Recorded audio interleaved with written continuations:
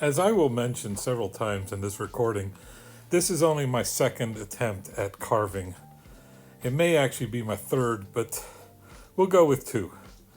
In this clip here, I am establishing the walls of each place where I'm going to carve out. I don't know if this is necessary. I've never seen other people do this, but then I've never really seen very many videos of people doing this type of carving.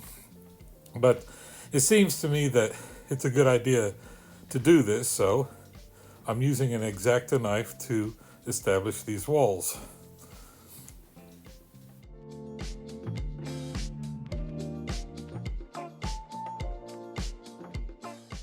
My success at doing this is purely proof that you can try new things and succeed at it as long as you try to be safe.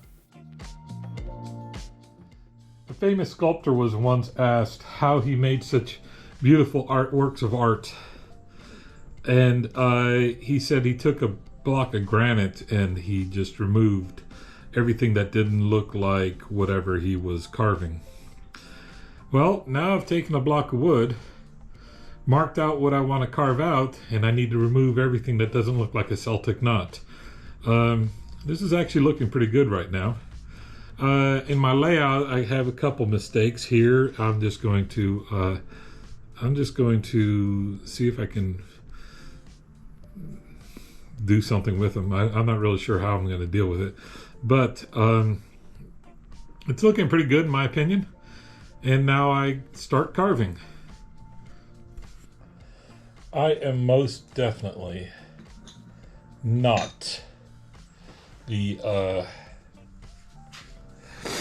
person to ask on how to do these type of things.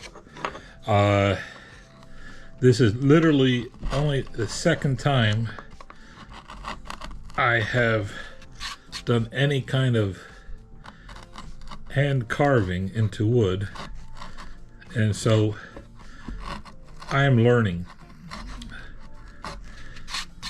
I'm definitely not the expert at this. So this is an experiment for me to learn how to do this and figure it out on my own. I have never had any training on it. It just seems to me that this is the way to do it.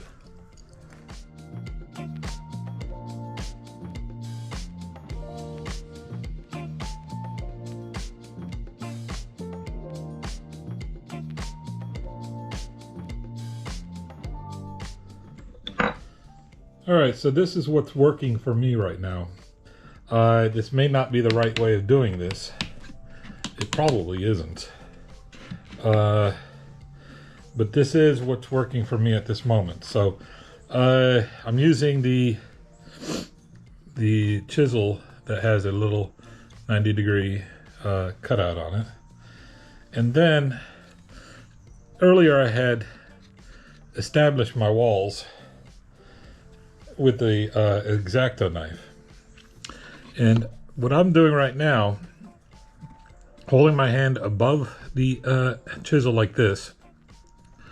Can you even see that? Yes.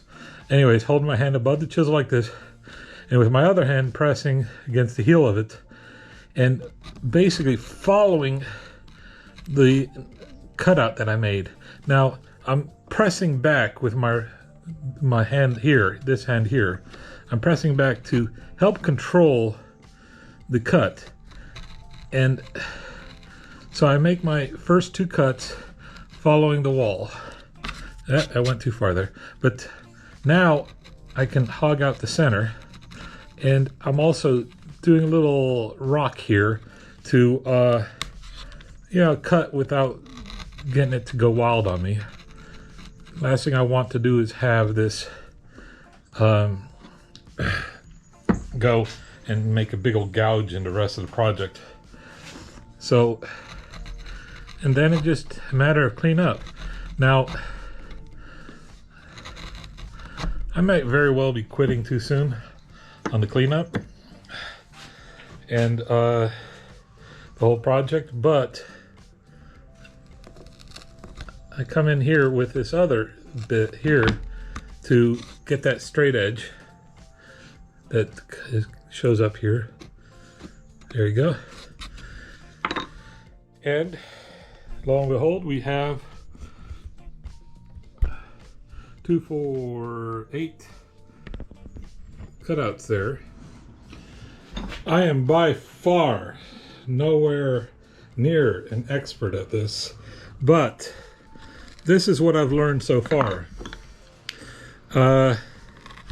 It seems to me that it's easier to do the carving perpendicular to the grain and not with or against the grain.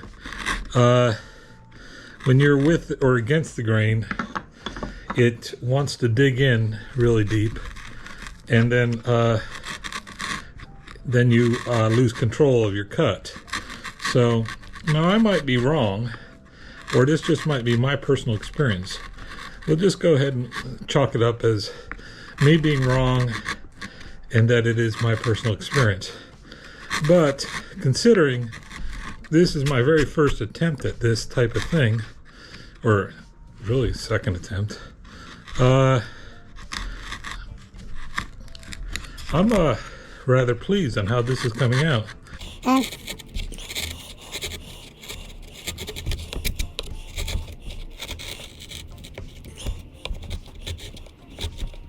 What's weird is that I've been basically applying the same technique to each, with minor modifications obviously, to each piece that I've dug out, and each one looks really kind of different.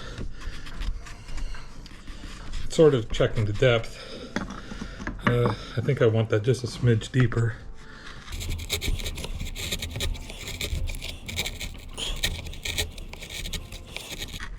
One thing reason why I'm putting my hand where I'm putting it, and I mentioned it earlier, is that, or I mentioned that I'm doing it this way. This way I can hold the workpiece a little bit, not do a phenomenal job at holding it, but still hold it. And then your tendency is wanting to put your hand off to the side and then work towards it. Well, I don't have a carving glove, and I also don't want an emergency room visit, so that is why I'm doing it this way. You know, I figure if you're going to do some practices, the time to start learning how to do it the right way is when you first start doing it. That way you don't get used to doing it the wrong way. So now I've got all the crevices carved out, and oh, this is going to be hard. This is wider than my chisel.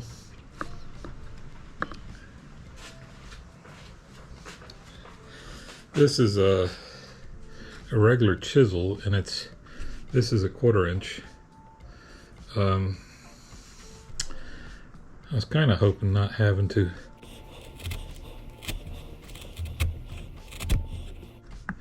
use such a narrow chisel, but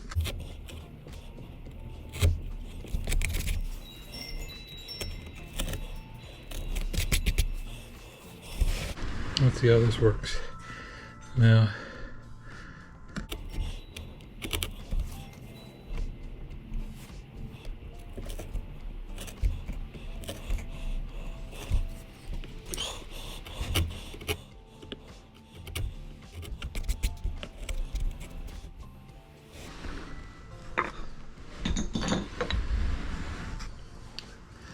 well, I'll bring you back once I get close to being done.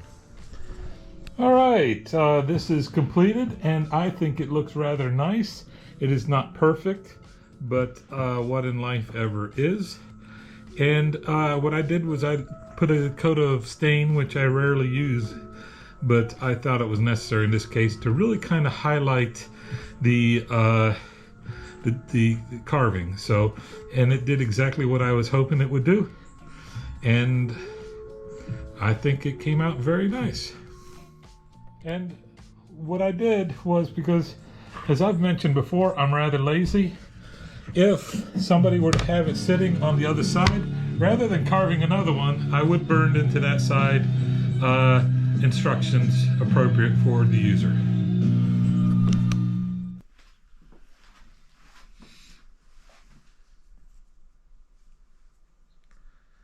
good.